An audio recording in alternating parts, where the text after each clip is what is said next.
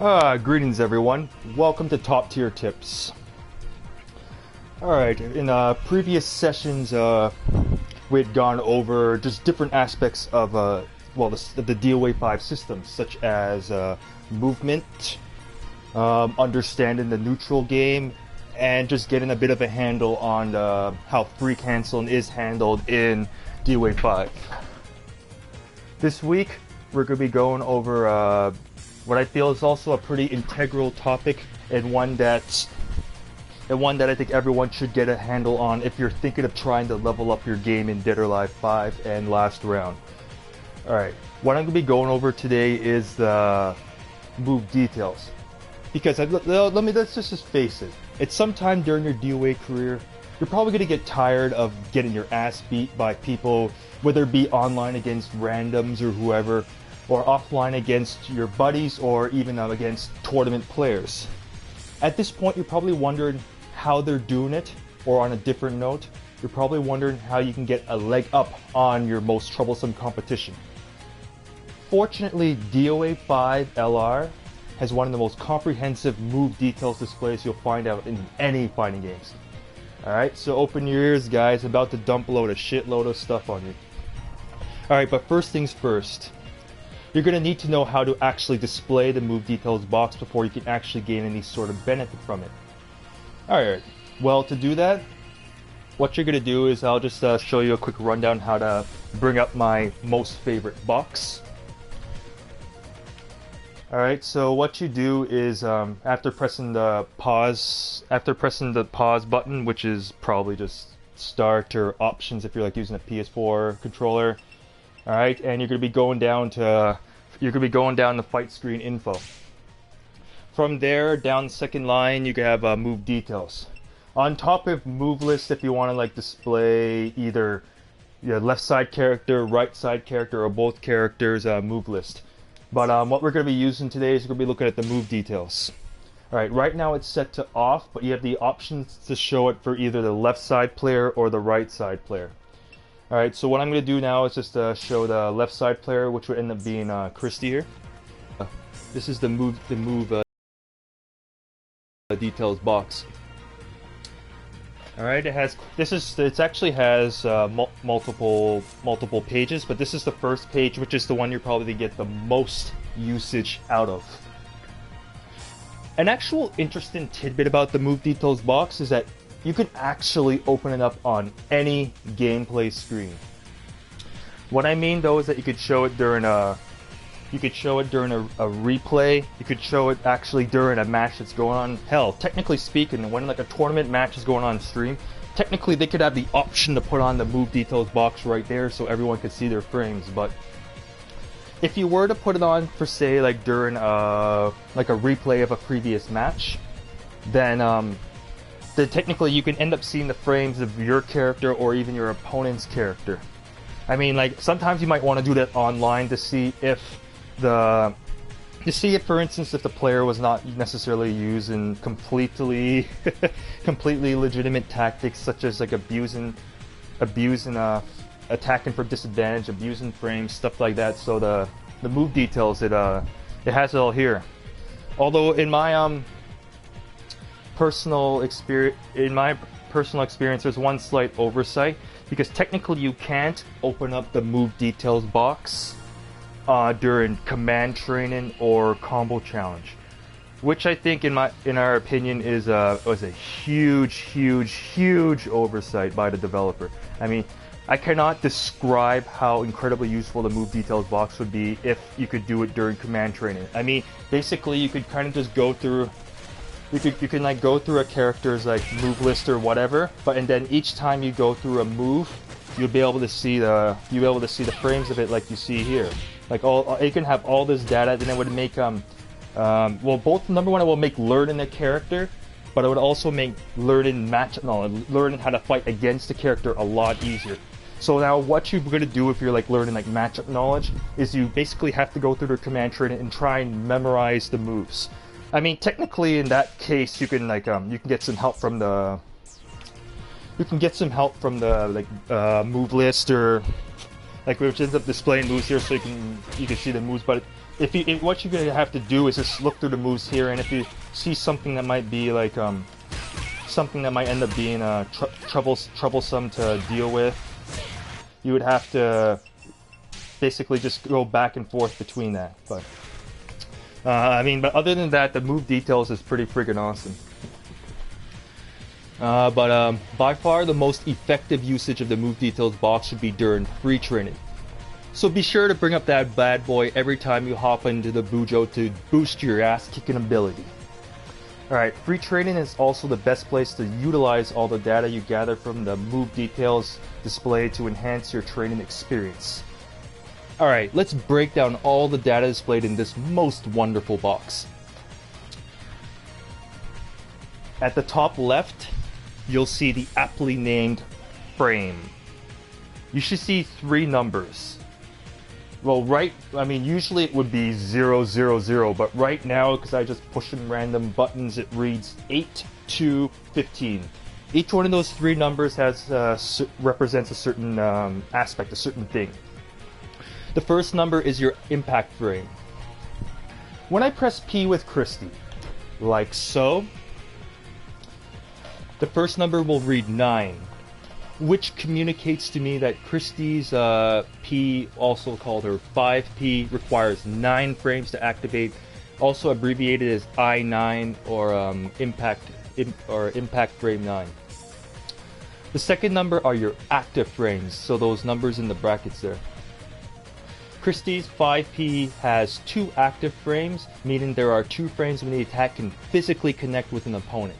So I mean, only during those two frames that I toss out her P can it actually connect. So anything outside those 2 frames, the attack will not connect and will most likely whiff. The third number are your recovery frames. For Christy's 5P, it should be reading there. It'll be, as you can see, it's reading 13 to represent 13 frames of recovery. In other words, 13 frames where Christy is unable to act until the recovery frames pass. The frame display for the above mentioned example should come out as 9 to 13, as you can see on the screen there. Take note that during recovery frames on whiff, you will technically be open to punishment if the opponent is sharp with their frames. On block, the recovery advantage will differ due to block stun, meaning an attack can have a fair bit of recovery frames but still not be disadvantaged on block. An example could be like Momoji's quarter circle back P+K, which is that kind of cool ass flamin' fireball thing she does that's a positive guard break. Or even like with Christy here, her let me just set this up. Or Christie's, for instance, her 9P. I mean, this move here has 27 frames of recovery. It's a 14 frame high punch with 3 active frames, but it has 27 frames of recovery, but it still manages to be 0 on block. So that basically means that all 27 frames of recovery are also put into the opponent's block stun. So basically, for someone, let's say, that has a move that puts them 0, leaves them 0 on block, and they have a 9 frame jab and an 11 frame mid punch, like you could basically you can just push, you could just push buttons right after that. I mean, 0 on block is actually really good in DOA because of the opponent's tendency to tendency to possibly hesitate during like a punishment attempt, for instance. So I mean, you can look for your safe moves, like moves that are just like slight negative on block. All right, so moving along here.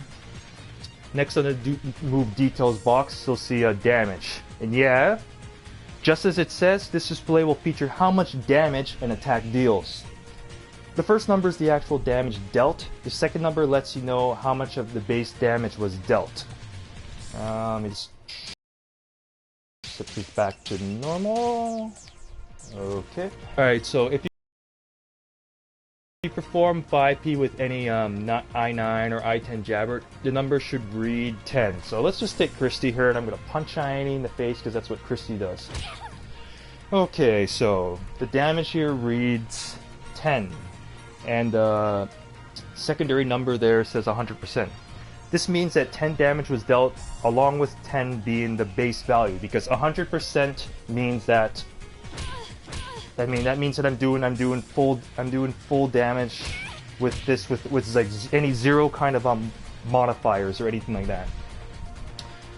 If you stun an opponent, any subsequent damage will be reduced by 50%, leading to a jab deal number 5. So if I see if I can probably do. Yes, so if I stun with like 6k and I jab right after, it'll just do 5 damage, and 50%, it will indicate that it's 50% of the true value.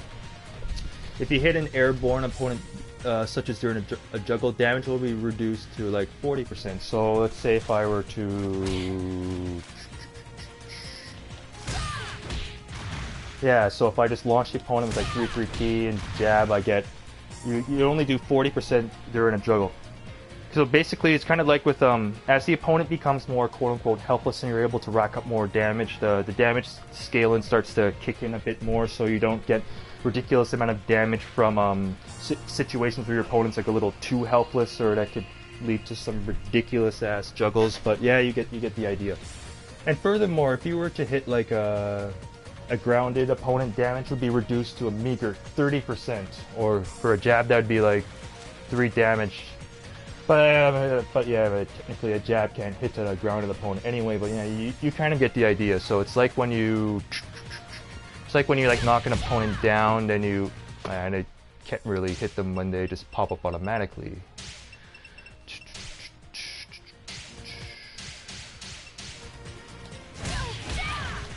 There we go. So I hit him with a 2p, which normally does 5 damage, but with the 30% modifier, it reduces it down to 1 damage. It really should be like 1.5, but of course this game it just rounds the damage down because yeah, that's how it works.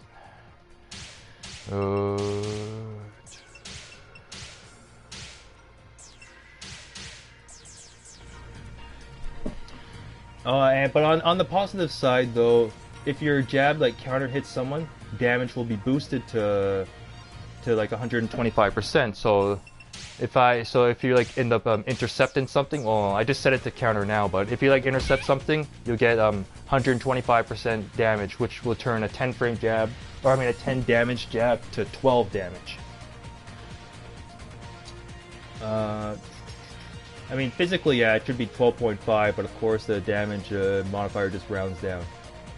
If you manage to connect an attack on high counter hits, you'll get a whopping 150% damage boost. So the only way you generally get this is if someone tries to throw you, you call them out in the throw and you punch them in the face, you get 150% damage.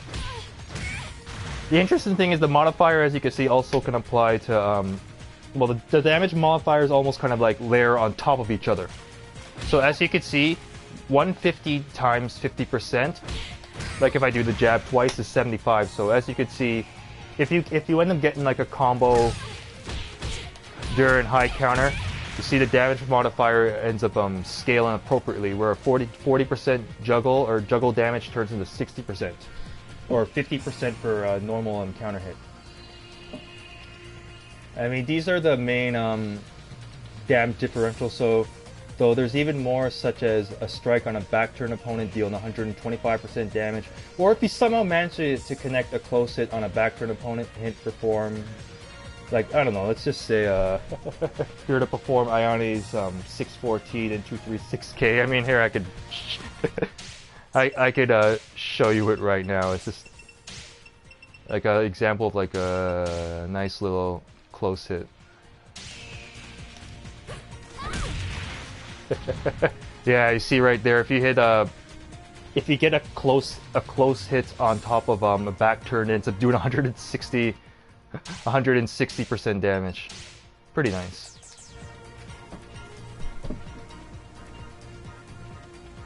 So as you can guess with the damage, I mean, like DOA5 or last round particularly runs on what is 300 health or 300 hit points. So getting in those precious counter hits can really add up in the long run. Like, I mean, you could take advantage of those different modifiers and such. All right, so our next feature I'm going to show is as you see right there, it's called critical damage.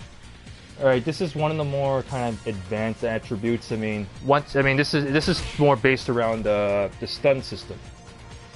I mean, what it is that critical damage pertains to how much you've well, stunned an opponent until they just fall to the ground. There are 3 stun levels. If you deal an attack that stuns the opponent, such as most kick attacks or almost anything on counter hit, the further in this, or the readout should say like 0.28. So let me see. I gotta change the move deal. Yes. So any move that ends up stunning the opponent, you'll be entering critical. It's called the critical stun state for the opponent. Then the critical damage will start to rack up. So basically, during critical stun, any subsequent attacks will deal what's called critical damage to the opponent further in the stun until a critical finish is achieved. I.e., the max amount of stun threshold, the max amount of stun threshold gets exceeded. So, let's see. I don't know if I can really show an example of like a. Yeah. See, if you just if you end up attacking the opponent too much during stun, or if you do the same move twice in a row, that's a critical finish. The opponent just falls over. Generally, what it is it stops your potential for more damage straight away. However, you can actually take advantage of it. So you can set up Oki if you intentionally do it. I mean, it's an advanced tactic because of course, if you keep just going for launches, you'll become predictable. But it's all about kind of like a risk reward where the further you go in the stun threshold, the more like potential damage you can get, for instance. Alright, but, I mean, by and large, you don't necessarily want critical finishes, but they can have their benefits, like the aforementioned Oki or Okazemi setups. Alright, but let's say, I'll just give you just a slight rundown now of the critical damage display. Alright, so I mean, I said before there's 3 levels, but alright, I'll just give you a bit of a breakdown for each one.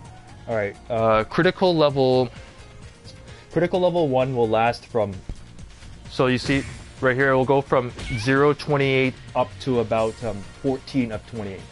After that, you'll get critical level 2 from 15 of 28 all the way to up to 21 of 28, which will be it will be signified by yellow text. So if you're, well, I went a little too far there, but let's see. So like no higher than let's say, yeah, 21. There we go. 17 of 28 is considered yellow.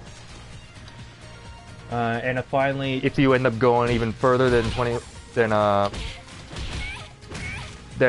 so 22 to 28, then you could then you're in critical level 3, which will be signified by red text. At about 17 of 28 to 28 of 28, which is basically most of critical, or all of critical level 3, but most of critical level 2, the critical stun on the critical stun should read red on the opponent's side, if I can get this to work. Yeah, you can see right there next to like Ayane's. You can see there right next to Ayane's name that when it's over 17, you have a chance to get what is called critical burst. So right up there. So I mean, when you have the move details out, this is when you start to fish around to see like what works. But during an actual match, you're not gonna. I mean, yeah, you're not gonna have the move details on. I mean, during a legitimate match. I mean, when you're messing around at home, you can, but you're just gonna have to kind of like memorize what leads to critical burst, or you could simply kind of like fish around for it until you see that red stun. Well, like use the fade stun. When you fish around, then you just have to just kind of like get a feel for it for the different critical levels.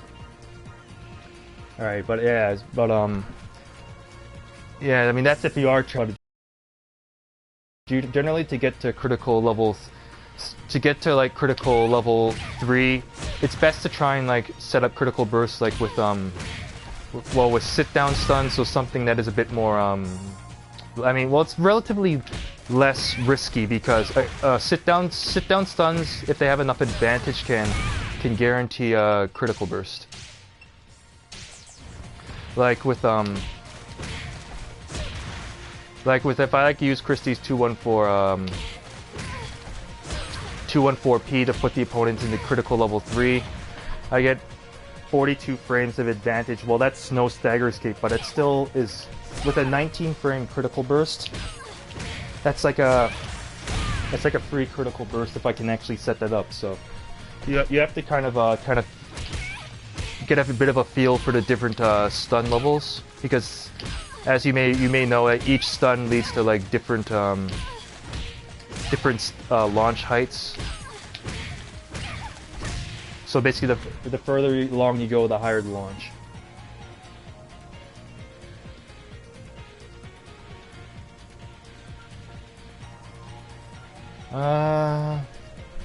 Alright, so just continuing along a bit. Alright, next one up is status. What this simply means is that this states what position your opponent is currently in. For instance, if you just turn the move details on, the box should read standing to the right of the status display. Yeah, this means your character is standing around ready to kick some ass, or unfortunately going to get their ass kicked. If you hold 3, like so, then it should be reading crouching. So I mean, technically, 3 is how you can do it, or 3-3. But technically, if you hold block and press 2, you get the same thing. Or if you press 1, you'll get a crouch block. But yeah, you get the idea. You're in a crouching state and you're immune to high attacks. If you're to perform a move like Christie's 9K or her 7K, the status will read so jump, evade, lows.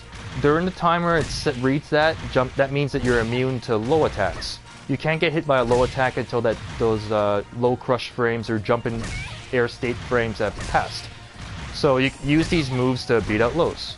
Unfortunately, something like Christie's 9K is a high, so it will only beat a standing low, not a crouching low. In that case, you can use 7K to beat, which is a mid kick, to beat out lows like a low wake up kick, something like that. And a bit of a lesser seen status is squatting. This is when your opponent is susceptible to both standing and crouching throws and punishment.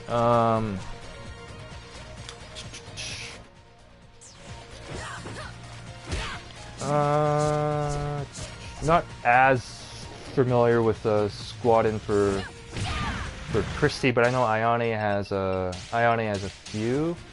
I know her 236. Let me see if it shows. Her 236K, I think, leaves her in squat. Yeah, it does, which means that you can throw punish her with a low throw or stand-in throw. Her 9K also leaves her squatting. You can punish with both stand-in or low throw, and her something stupid like P+K leaves her in squatting, so you can low throw it or stand-in throw it. Okay, so yeah, that's different statuses there. So I mean, it's good to know usually, like when something is jumping, something is a let me try. Something is like crouching, and of course when something is unsquatting. All right, below status you'll see type. So this will feature a move's main attributes. With pretty much any random character, there's 5P. Let's say I'll just say good old Christie, good old jab to the face. The feature will read out as a high P, strike, no tracking. So, and what does this mean? This means the action used was a high punch strike that has no tracking capability.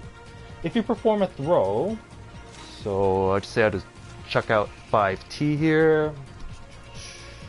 Then the readout should say high, grab or throw, tracking.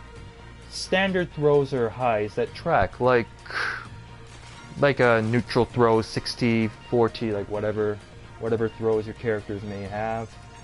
Meaning that, so these throws are effective tools against sidesteppers. You'll get counter throw damage if you throw an opponent like sidestepping too. So if the opponent, say if the opponent was just opponent sidesteps, yeah, you get counter throw damage.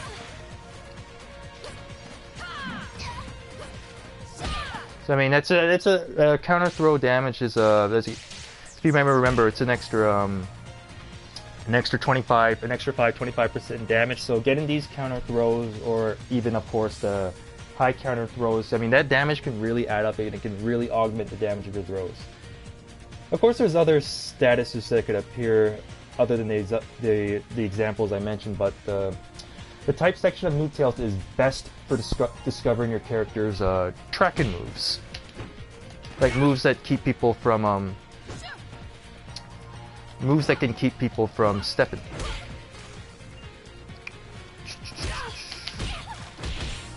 Yeah, so about, and it's also good for telling what hit level a various attack from a string hits at, which is nice for counter matchup too. Hint, hint, nudge, nudge, wink, wink. Look at people's strings. All right. Well, I'm going along now. All right, now we're going to be going on to the right side of the move details. I mean, this is still just the first page, but this is where I find a lot of the important shit is at. All right, so now on the right, we're going to start out with advantage. All right, so pay attention to this one. This one is probably one of the most important aspects of the move details that you're going to be like referring to.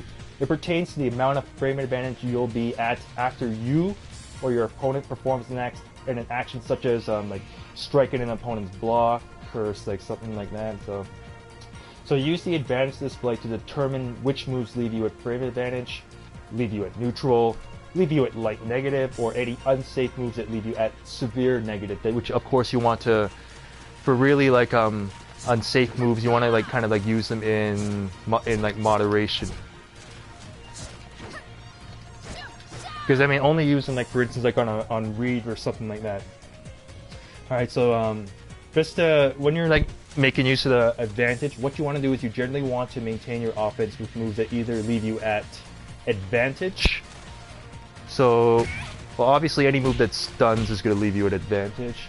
So when you want to be left at advantage, neutral, or slight negative. No more. I mean, the absolute most about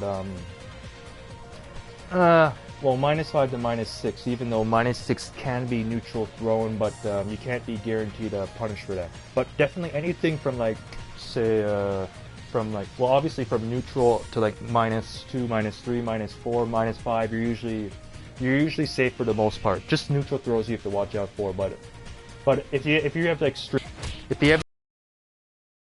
like strings that have like follow-ups, then you can make the opponent hesitate to either counter strike you or to like try and punish you or something like that. All right, so I'll just move along here. So next up is combo damage, which is just the damage dealt by like during a combo. So right now it reads I somehow did a combo that did only 25 damage and max 96. I probably just did like, yeah, I just did one move. But what it does is it adds up. This includes stun damage and juggle damage. See, as you see it, as you see the damage adds up there. I mean, here it even takes into account if you like fall off a cliff. I mean, which is 40 damage. So it ended up knocking the combo damage up to 102.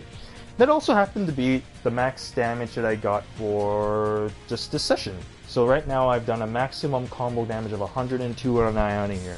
I mean, hey, that's like a third of health bar, so not too shabby, eh? See, I mean, so right here you have the combo damage and the max damage, which complement each other, as you can tell. So use that just to see how much damage you can deal on your whoever your victim is. Alright, I don't usually use Ione as my victim, but she's just helping me out today. And for this page, we've got facing.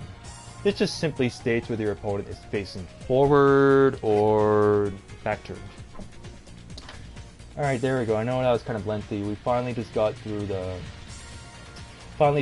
first page. But if you push in your controller, I mean your right stick, if you push it in, you should have little arrows on the side, and at the top of the move details box to the right, you'll see we're on page 1 of 3. Now I want you to shift over once to your right. Now you'll be on page 2. Now pushing the right stick again, you'll lock it. So now when you move around, it won't shift the box also, which will get really annoying. So, Okay, so right now we're on the second page. Right now you should be seeing a bunch of like measurement related displays. Alright, so this box here is mostly used for checking distances. So right now is if you want to just see how far some stuff reaches. Alright, so I'll just go along, I'll just go over this page now. So the first one to read at the top left will be distance. This displays the distance you are from an opponent in M. M is meters, because yes, the Japanese do like to use that metric system, which is a very smart move in my opinion, but yeah, but alright, so that's just how it is.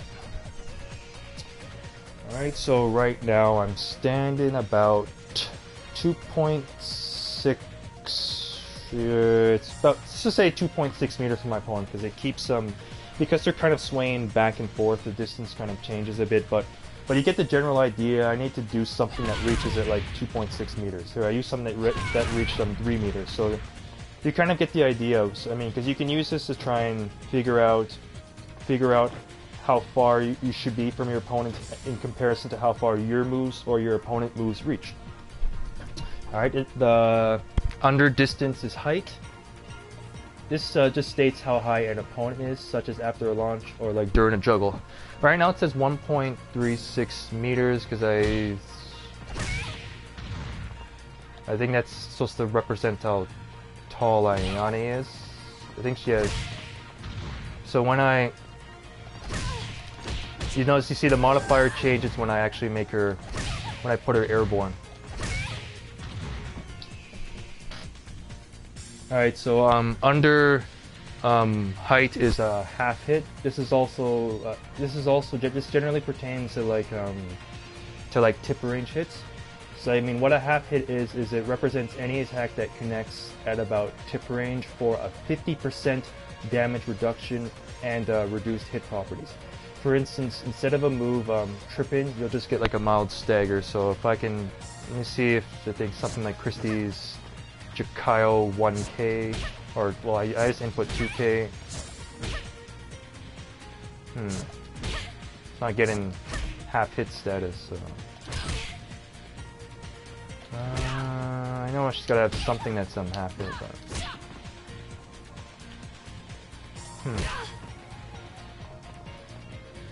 Oh, I know. Let me just see here. There's gotta be. Gotta be something like to show an example, so I'll just show like one of Ayane's.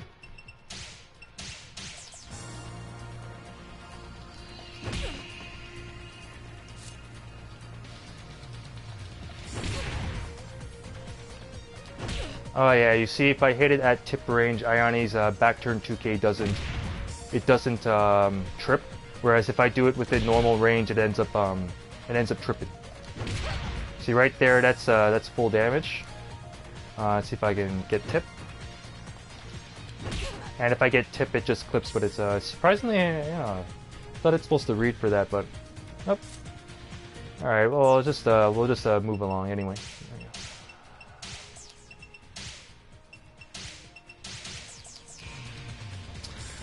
Okay, and after half hit is now close hit. Alright, for close hit, you have to it's just generally moves that are intended to be used at a little bit of range, but if you can manage to get them off in like close range, like before I showed Ayane's quarter circle forward K as a close hit. For Christie, her quarter circle, no, it doesn't show. Let's see. Oh, her her 236 piece should be a close hit, but it's not. I mean, the game could be a little inconsistent, but her 4.6P is a close hit. It has a close hit range, as you can see here. If you take a look, it says 1 meter.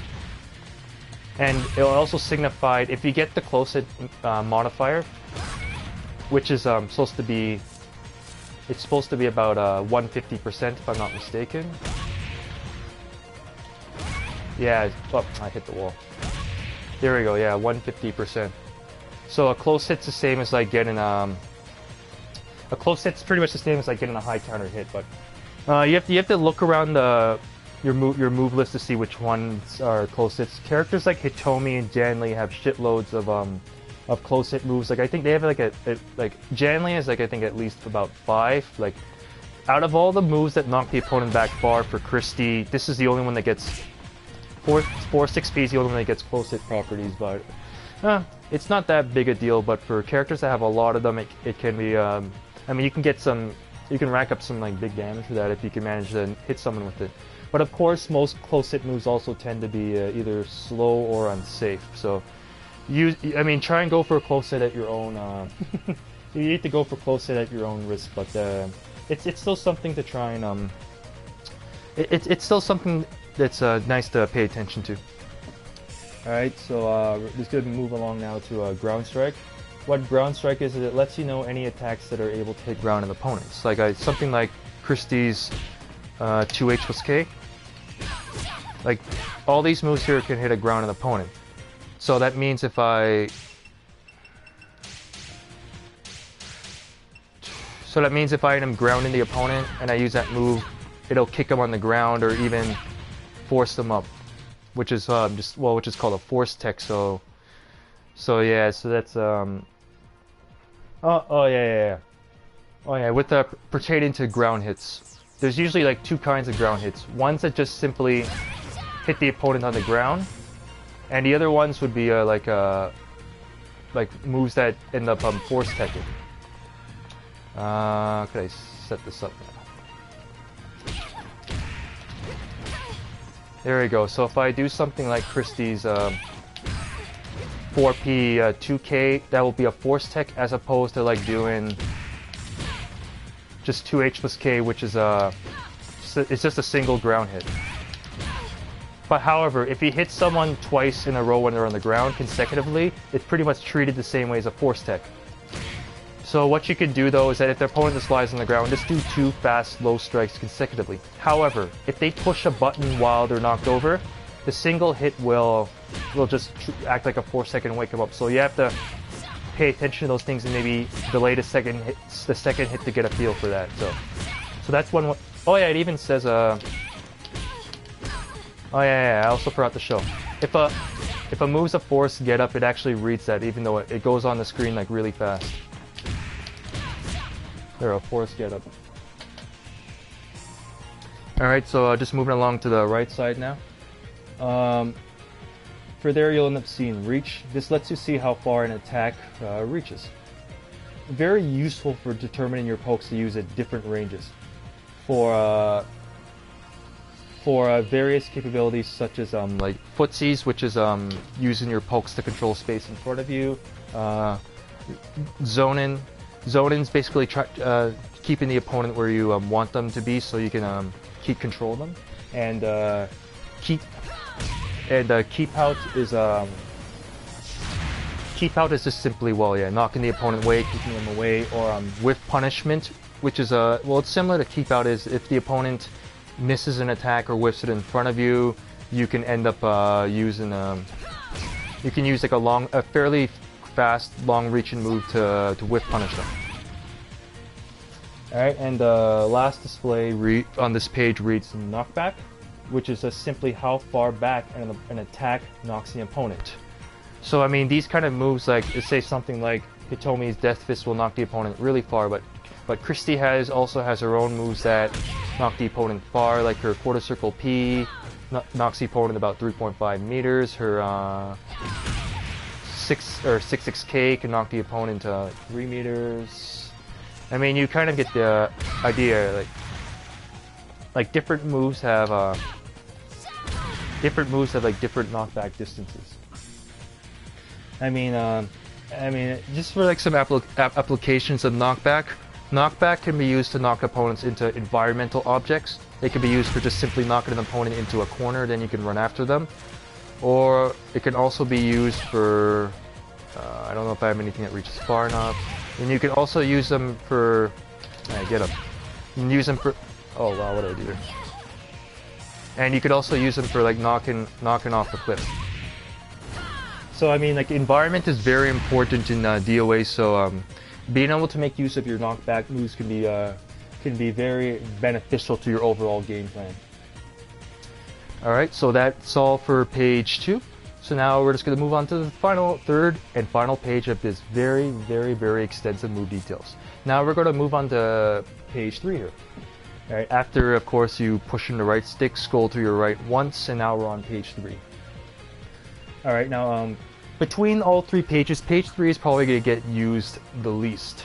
The reason why is because this is, in my opinion, is it's the most advanced of the 3 pages. I mean, all the stuff here is pretty much advanced stuff that you only really pay attention to, for instance, if you're like going to be playing this game competitively at higher levels. But of course, if you're just like an intermediate level player, this stuff can also be prove useful.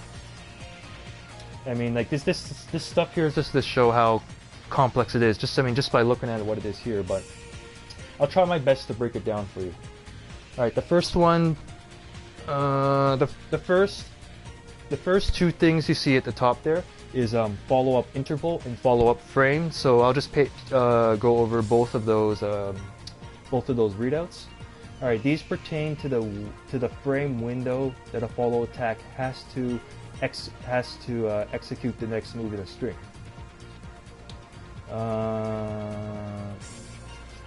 So if we were to use, I'm gonna switch over characters here because I find that my other girl here, Momiji, would probably serve this example maybe a little better.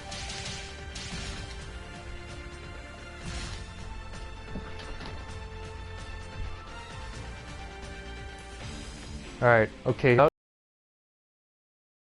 Move over to page 3. I just scrolled once to the left. Alright, so with follow-up interval and follow-up frame, I'm just going to use an example of Momoji's 5 PPPPP string, or just their P's. Alright, with this example, the first P is 10 frames. After you press P, the follow-up interval should read 12 to 22 frame. This means that the second P, or like 5 pp, can be delayed from frame 12 to frame 22. I mean, for you math enthusiasts out there, that means that 5 pp has 10 frames of delayability, since 22 subtract 12 equals 10. Right, the follow-up frame will read the exact frame that the follow-up attack was executed on, which in this case will be a number between 12 and 22. And right now it's just reading 12.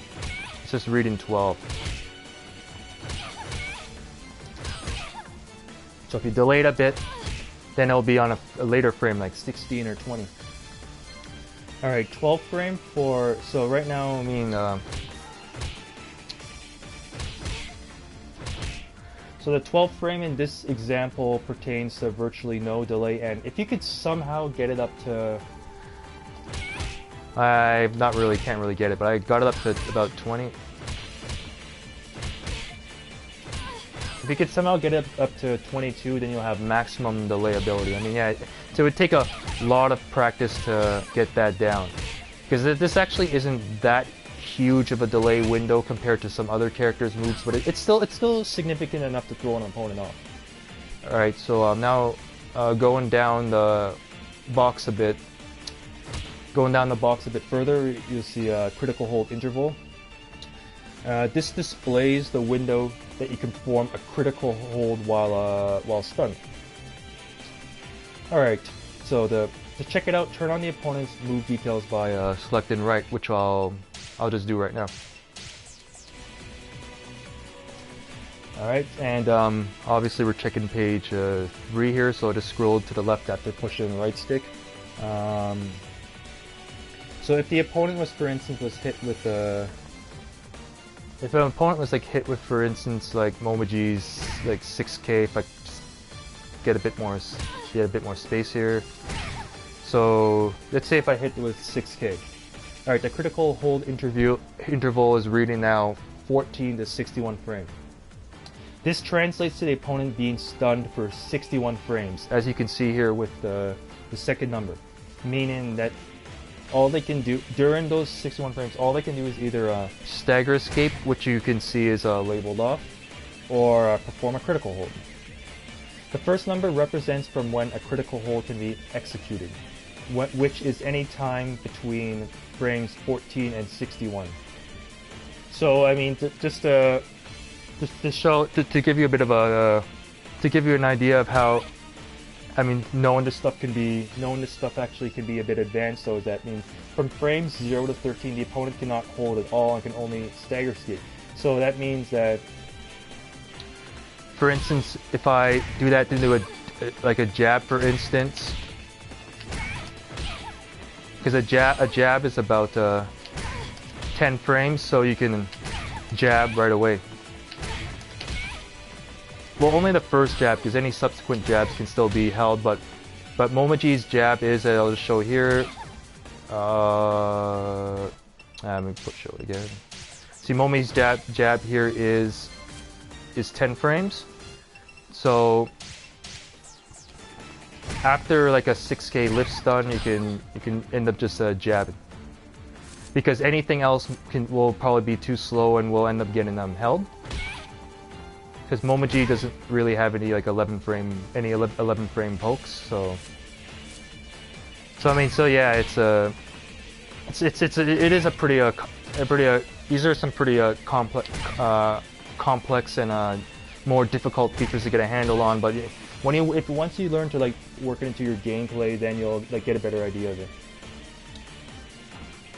All right, so but although which means that they won't be able to hold from those initial 13 frames, but they could still stagger escape to reduce the frames. I mean, stagger escaping, yeah, is just, or also known as slow escaping, is just simply the act of reducing the stun to increase the chances of either well, obviously recovering faster, so you can maybe block sooner, or so you can get off a hold faster. So yeah, so slow escaping is also a pretty important skill to learn as you level up in Dead or Alive 5. All right, as you saw as I was doing 6K, you could see that the stagger during the move, on the right side of critical hold interval, you'll see stagger escape, which it just simply indicates when an opponent can start stagger escaping.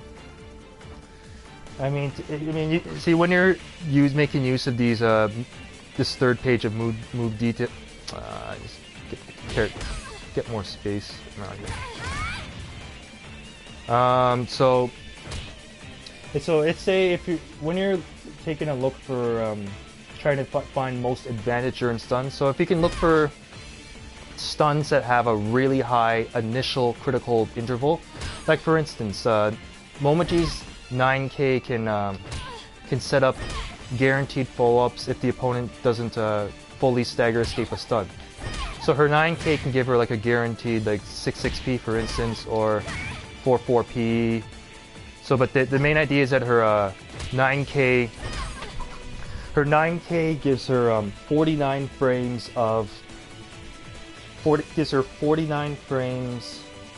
where the opponent cannot hold. I mean, all they can do is try and stagger escape the stun the best they can. So when you find stuns that do that, I mean, these are the ones you really want to take advantage of, because this is a stumble stun, so the opponent can't hold out of that. So you get guaranteed follow-ups. So then you get like a guaranteed juggle since it's the opponent's back turned also.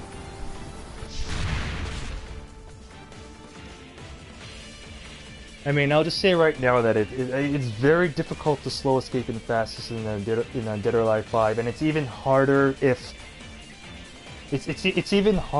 you like don't completely anticipate the move, because you generally tend to slow escape on fastest as if when you anticipate someone uses a move, because then you're going to be slow escaping like a madman when you know that, oh, I got hit by an unholdable stun, so all I can do is stagger escape.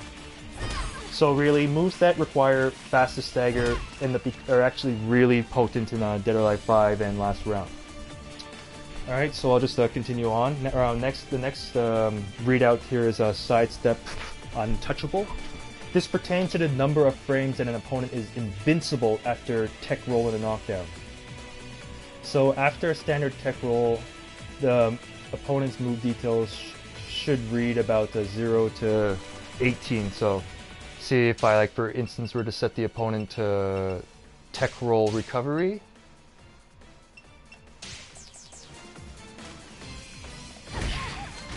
There we go. So it says that there's it's like 18 frames of invincibility. So what that means is that when you tech roll, the attacker that knocked the opponent down won't be able to attack them for 18 frames if they go for a tech roll.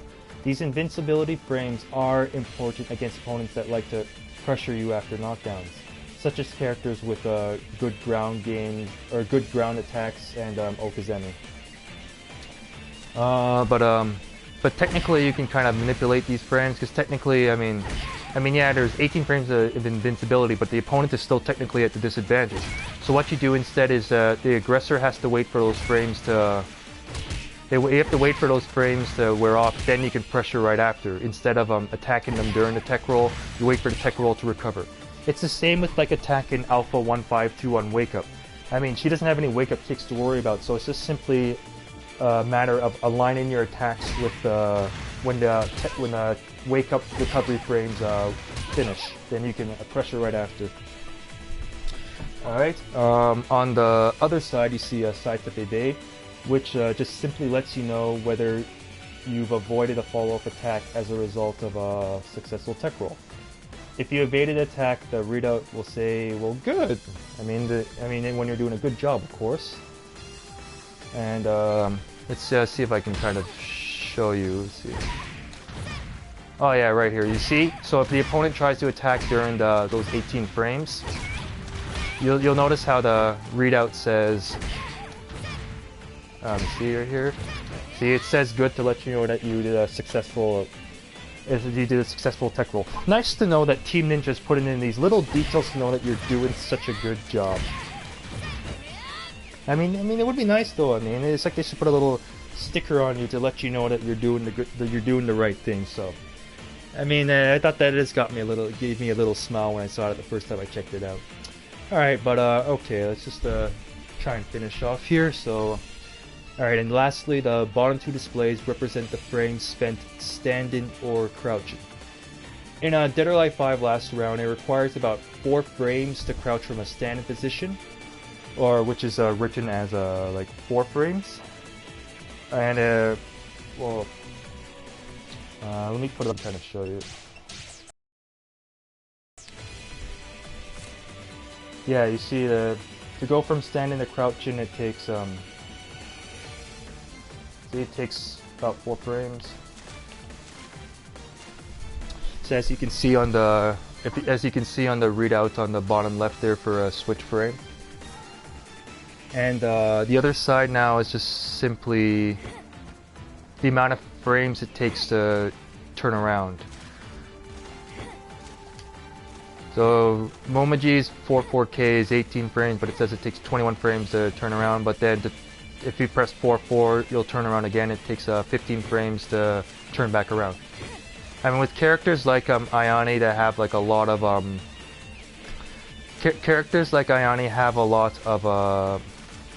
moves that are like done from back turn. Like for Momoji, it's mostly her 4K sets up her back turn game.